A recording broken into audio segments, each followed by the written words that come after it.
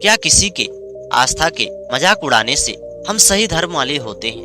दोस्तों, आजकल के समय में कुछ ऐसी खबरें सुनने में आती है जिसे सुनकर किसी भी धर्म और जाति के लोगों को हमेशा ठेस पहुंचता है और यही बातें आगे फैल जाती है और इसी के विरुद्ध कुछ दंगे हो जाते हैं। दोस्तों, मैं आप लोगों से पूछना चाहता हूं, क्या हमारा धर्म, हमारा जाति, हमारा मजहब यही सिखाता है कि हम किसी की जाति, किसी की धर्म को हम ठेस पहुंचाएं? और जो लोग ऐसा करते हैं, क्या वह सच में अपने धर्म वाले होते हैं?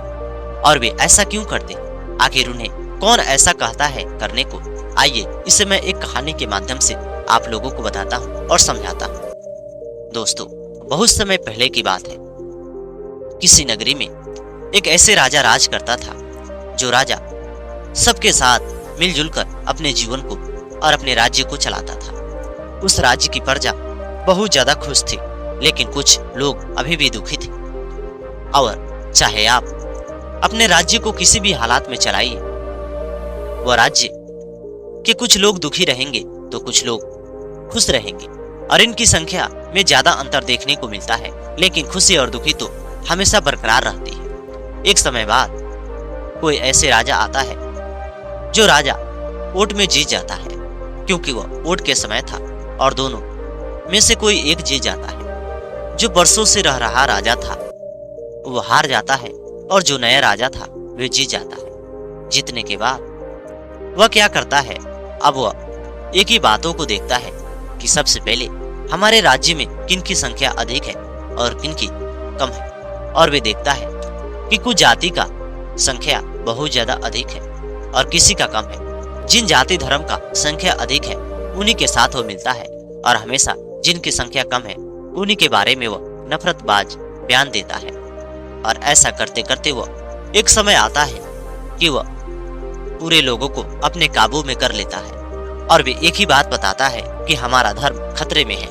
अगर हम लोगों ने एक साथ मिलकर नहीं रहा तो ये कम धर्म वाले लोग हमें बर्बाद कर देंगे, और हमें इस प्रकार बर्बाद करेंगे कि हम कहीं के लायक नहीं रहेंगे।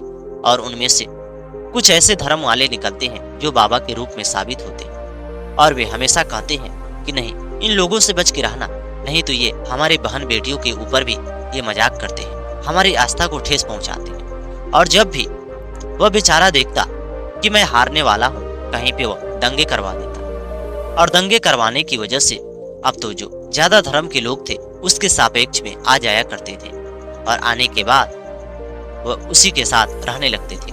धीरे धीरे उसी तरह उस राज्य के लोग उससे बहुत ज्यादा परेशान हो गए, लेकिन वहां पे बहुत सारे लोग भी परेशान थे, और उनकी परेशानी का कारण यही था कि वह उसके चंगुल में फंस चुके थे, और बहुत सारे लोग भी उसका साथ दे रहे थे। एक समय आता है कि वह राजा पूरी तरह से ये देश में अपनी राजनीतिक फैला देता है, और वे चारों तरफ से जीतते ही चला जाता है। लेकिन एक बार उसका भी अंत होती है और वे हार जाता है। जैसे वह हारता है, दूसरी पार्टी फिर से खड़ी हो जाती है और ये सारे दंगे पूरी तरह से खत्म कर देती है। जैसे वह दंगे पूरी तरह से खत्म होती है, तभी उस राज्य में लोग खुशहाल रहते हैं, क्योंकि उस राजा के पहले जब वो राज करता था, सब्जी से लेकर हर एक चीज महंगे हो चुके थे।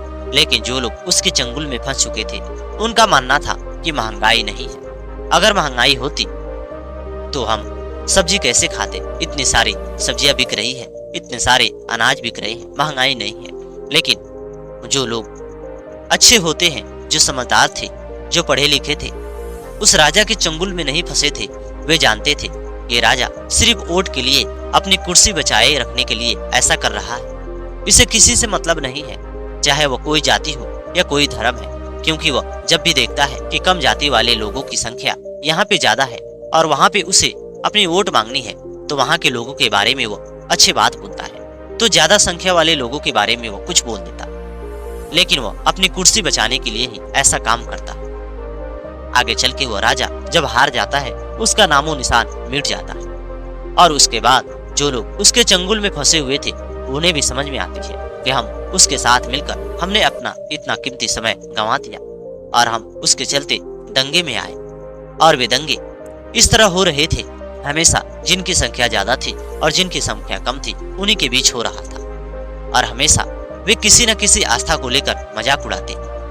कभी वह कम जाति वाले लोग भी ज्यादा जाति वाले के लोग में बोल देते थे, जिसके चलते वह दोनों में आपस में झगड़े लड़ाई हो जाती थी। और इसका प्रभाव पड़ता कि वह कुर्सी उसकी बनी रहती थी, लेकिन अब उसकी कुर्सी खत्म हो गई थी। उसके बाद अब वह दूसरी पार्टी ने इसे पूरी तरह से खत्म कर दिया। लेकिन जो लोग अभी भी उसका साथ दे रहे थे, उन्हें तो उस देश में रहना मुश्किल साबित हो रहा था। उन्हें ऐसा लग रहा था कि नहीं, फिर से वही आना चाहिए। लेकिन बहुत सारे लोग भी अब समझदार हो गए। फिर से उसने वोट मांगा, लेकिन वह कभी नहीं जीत पाया। कई बार कोशिश करने के बाद भी अब वह पार्टी ही खत्म हो गई। वे कहीं के लायक नहीं रहे और उसके बाद सारे लोग खुशहाल रहने लगे। इस प्रकार उन्होंने अपने जीवन को ही देखते ही देखते आगे बढ़ाते चले गए और वे कभी भी उस दंगे में नहीं फंसे। तो दोस्तों, मैं आप लोगों से पूछना चाहता हूँ, क्या किसी की धर्म को मजाक उड़ाने से आप सही धर्म वाले हो सकते हैं? आपका जवाब होगा कि नहीं। लेकिन कुछ लोगों का जवाब होगा कि नहीं। लेकिन अगर नहीं जवाब है तो फिर आप किसी को पकड़वा कर ये कहते हो कि आप ये जय श्री राम बोलो। क्या आपका धर्म यही सिखाता है कि किसी भी अन्य जाति को पकड़ लो, चाहे वो मुस्लिम हो या कोई भी हो, उसे पकड़ लो और कहा करो ये झंडे पकड़कर बोलो जय श्री राम। अगर वो जय श्री राम बोल देता है तो आपको क्या मिलेगा? अगर वो नहीं बोलता है तो आप उसे गाली देते हो, घसीटते हो, मारते हो। ऐसा क्यों? क्या आपका धर्म यही सिखाता है? कोई भी धर्म ऐसा नहीं सिखाता है। ये कुर्सी वाले हमें ऐसे ही सिखाते हैं कि आप दंगे करते रहो।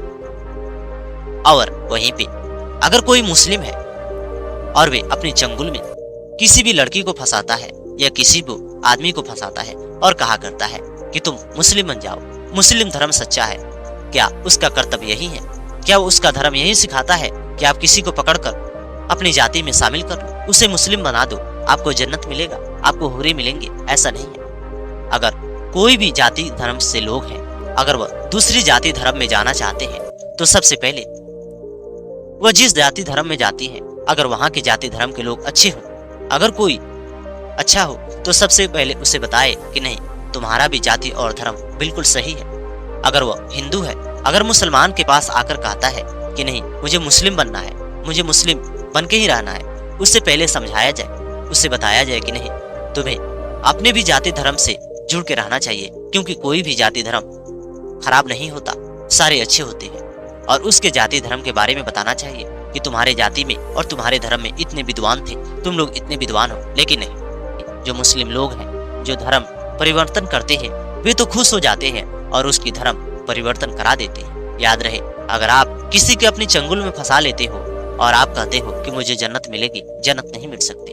और यहाँ पे मैं हिंदू लोगों से भी कहना चाहता हूँ कि आप भी किसी मुस्लिम बहन या भाई को भी आप लोग कहते हो कि आप घर वापसी आ जाओ, आपको हिंदू धर्म में आना है, हिंदू धर्म शांति का प्रतीक है। लेकिन क्या आप किसी भी मजहब के लोगों को आप हिंदू बना दोगे तो आप स्वर्ग की वासी हो जाओगे? ऐसा नहीं है। उसे आप बताइए कि नहीं, आपका भी धर्म ऐसा है। लेकिन नहीं, ये बाबा ऐसा नहीं करते। चाहे वह हिंदू हो या मुसलमान हो या किसी भी जाति धर्म से हो, वे कोई भी उनकी जालों में फंस जाता है, वे तुरंत ही जाति और धर्म परिवर्तन करा देते हैं। उन लोगों से भी गुजारिश है कि आप ऐसा मत करिए, आपका धर्म, आपका जाति ऐसा कभी भी इजाजत नहीं देता है। लेकिन नहीं, मुझे तो ऐसा करना है, क्योंकि हम जाति धर्म के परिवर्तन कराएंगे तो हमारा नाम होगा, चर्चा होगा। कुछ लोग ऐसे बयानबाजी करते हैं, चाहे वो हिंदू हो या मुसलमान हो। कोई ऐसी मुसलमान देवी देवताओं के बारे में टिप्पणी कर देता है, आपत्तिजनक बातें बोल देता है, ताकि वह फेमस हो जाए और लोग उसे जानने लगे और वे ज्यादा से ज्यादा पैसे कमाए। और ठीक वहीं पे यही होता है।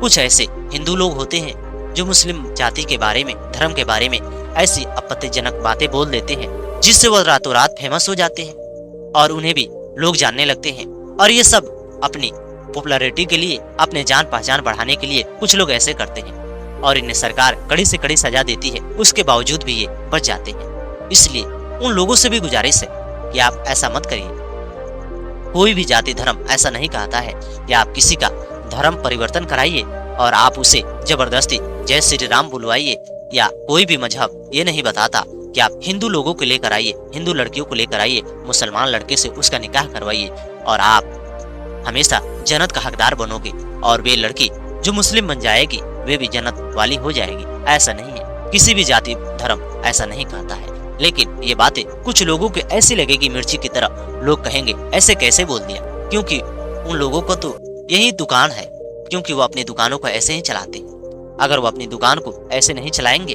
तो उनका दुकान बंद हो जाएगा। उन दुकान वालों से भी अनुरोध है कि आप मत करिए। आप अपने जाति और धर्म के नाम को बर्बाद क्यों करते हैं? कोई भी जाति धर्म ये नहीं सिखाता कि किसी का धर्म परिवर्तन आप बर्बाद करो, आप उसे अपने धर्म परिवर्तन में लेकर आओ। लेकिन लोग कहाँ मानने वाले।